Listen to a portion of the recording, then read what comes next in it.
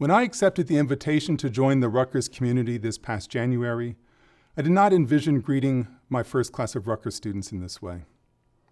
No one could foresee the simultaneous challenges of a viral pandemic, a long overdue global moment of racial reckoning, an economy in tatters, and a political atmosphere poisoned with caustic hyperbole and unrelenting efforts to belittle and demean.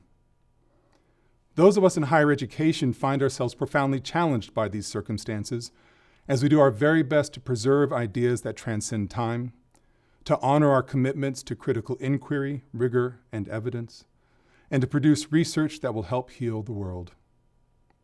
This is a good mission. It is this mission, in fact, that inspired me to pursue a doctorate in history when I entered graduate school 30 years ago. What I did not expect when I started down the path is that I would come to envision the university as a beloved community.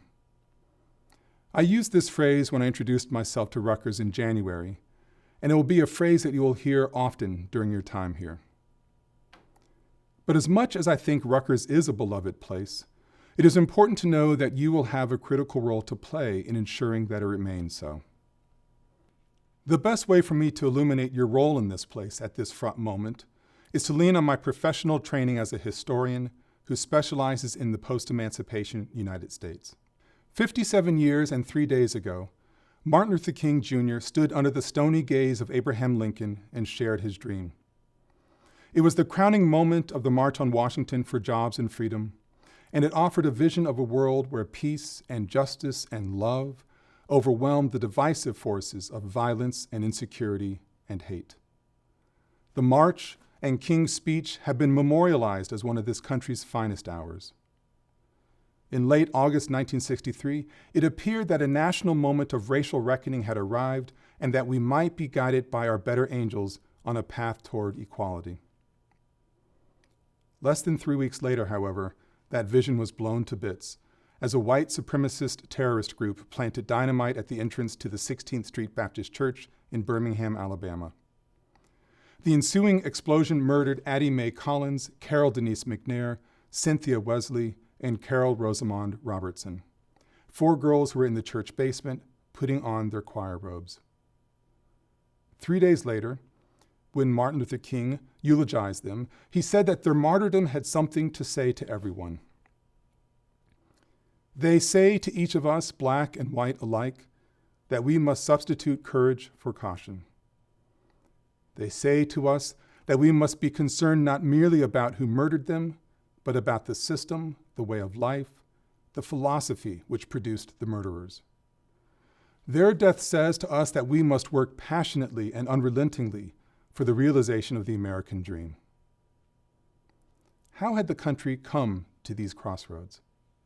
What was going on in Birmingham? What had transpired that bombings had become commonplace in the city? In 2001, journalist Diane McWhorter set out to answer these questions in her book, Carry Me Home, Birmingham, Alabama, the Climactic Battle of the Civil Rights Revolution. More specifically, though, McWhorter wanted to answer a searing question in her own past. Did her father participate in the bombing of the 16th Street Baptist Church? McWhorter grew up enjoying the privileges of a sheltered life that was accompanied by domestic servants, excellent schools, and exclusive garden parties.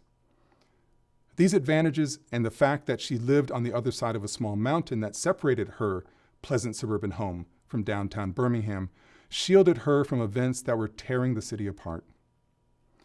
In the years leading up to the 16th Street Baptist Church bombing, civil rights advocates had been embroiled in a legal and economic battle with the city's power elite and their brute Commissioner of Public Safety, Bull Connor. Those images you've seen of the hoses and German shepherds being used to attack black teenagers, the great majority of those photographs were taken in Birmingham in 1962 and 1963. But that was not McWhorter's Birmingham. She was innocent of the turmoil and violence transpiring less than 15 minutes away. As she herself reflected, the summer of 1962 had opened like a hot oven door, but we over-the-mountain children were cool in our valley.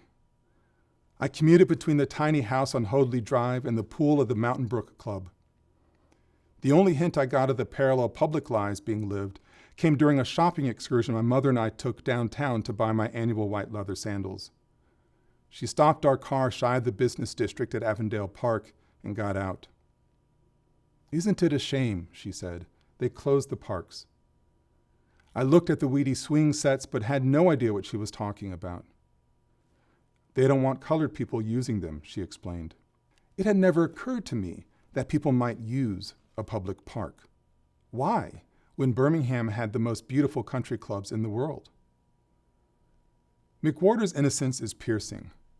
While the city mayor shut down all public spaces in order to disperse gathering crowds of protesters, and while Bull Connor ordered his officers to deploy the German Shepherds because he wanted to, quote, see the dogs work, teenage Diane McWhorter was trying to process her discovery that not everyone enjoyed access to the pools and golf courses and country clubs of her daily life. That same year, the writer James Baldwin published an essay titled A Letter to My Nephew.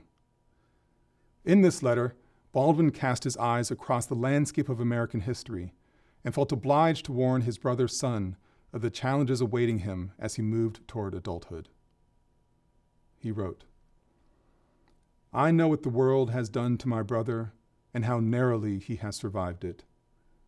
And I know, which is much worse, that my countrymen have destroyed and are destroying hundreds of thousands of lives and do not know it and do not want to know it.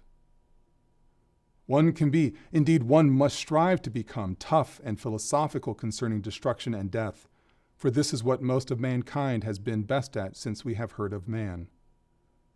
But it is not permissible that the authors of devastation should also be innocent. It is the innocence which constitutes the crime." For Baldwin, innocence was the issue that had to be addressed. A commitment to not knowing, a reflex to turn quickly away from ugliness, an unyielding faith in purity. These were the forces that combined in grotesque ways and helped perpetuate the deep structural inequities that were undermining the country's integrity. It is a hard thing for many to accept, but we must recognize that we are all part of the same dynamic that led a young McWhorter and the cosmopolitan Baldwin to their respective views of the world. Today, we find ourselves living in a moment when a virus has revealed to all of us how deeply fractured our society has been for years. We are living in a moment when ideology, particularly a commitment to ignoring evidence, is literally making us ill and in the worst cases, killing our friends and families. We are living in a moment when it is next to impossible to lay a rightful claim to the innocence of not knowing, because information is beamed into our smartphones at a pace that has never existed in human history. We cannot help but know.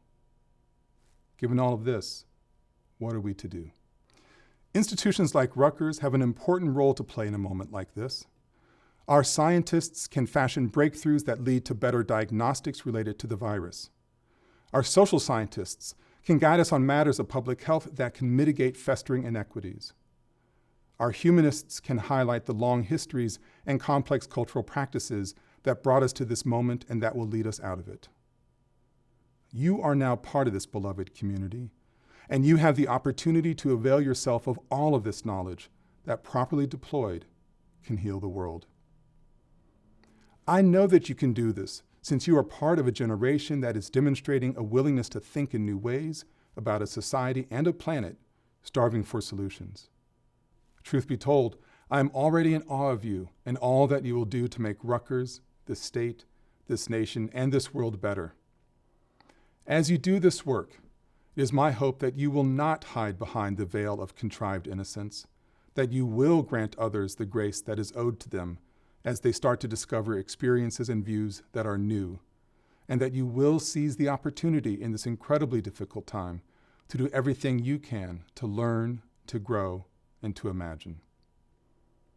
This is hard work, but I choose to believe that it is the work that you came to Rutgers to do. I cannot wait to see what you accomplish. Thank you, and welcome once again.